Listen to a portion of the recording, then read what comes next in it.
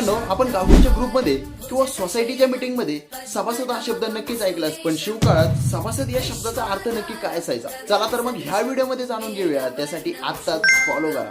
तर मित्रांनो, सभासद या शब्दाचे दोन अर्थ निघतात. सगळ्यात पहिले येतात असे विद्वान जे शब्दांचा अभ्यास करायचे, न्याय निवाड्यामध्ये महत्वाची भूमिका बजावायचे. अशाच लोकांना सभासदपदी नियुक्ती केली जायची. दुसरा अर्थ निर्वाह पत्रामध्ये सापडतो, तो असा की मजलिसीचे लोक ज्यास वृत्ती आहेत, वृत्तीचे व्यवहार जी निवडलेले आहेत, देखले ऐकले ऐसे लोक मजलिसी सभेत बैसवले होते. आता या शब्दांचा अर्थ आपल्याला सभासद बकर मध्ये समजतो. सगळ्यात अगोदर हे समजून घ्या की ह्याच्यामध्ये जे पाठभेद शब्द आहेत, जसे की मजलस म्हणजे सभा आणि मजलिसीस म्हणजे सभासद. थोडक्यात त्यावेळेचा सभासद हा एक राज्यकारभारातील अधिकारी असायचा. तो सर्वगुण संपन्न आणि सगळ्यात महत्वाचा तो लढवय्या असायचा. अजूनही आपल्याला समजतं की ज्यांची किल्ल्यांवरती नियुक्ती केली जायची त्यांना नामजात सभासद म्हणायचे. आता हे नामजात सभासद कोण? तर बाबा महाराजांनी ज्याला मोहिमेवरती पाठवले किंवा एखाद्या किल्ल्यावरती पाठवले तो व्यक्ती म्हणजेच नामजात सभासद झाला.